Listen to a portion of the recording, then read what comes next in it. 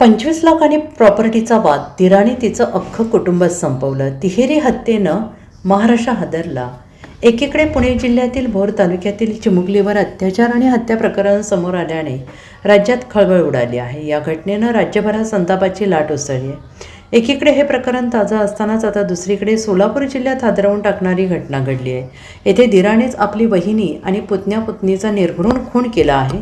अवघ्या काही सेकंदामध्ये आरोपीने 3 खून केल्याने संपूर्ण सोलापूर सुन्न झाले आहे आणि या प्रकरणी पोलिसात तक्रार दाखल करण्यात आलेली असून 5 जणांना ताब्यात घेण्यात आलेलं आहे. या प्रकरणातील मुख्य आरोपीचे नाव शंकर उर्फ पप्पू म्हस्के असे असून तो फरार आहे.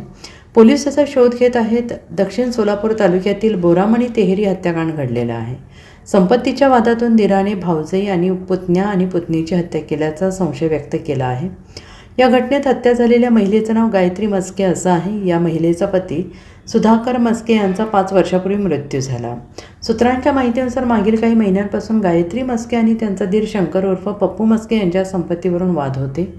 याच वादातून शंकर उर्फ पप्पू यांनी भावजई गायत्री, पुतण्या शिवराज आणि पुतणी प्रिया हिची हत्या केल्याचा संशय व्यक्त केला जातो आहे.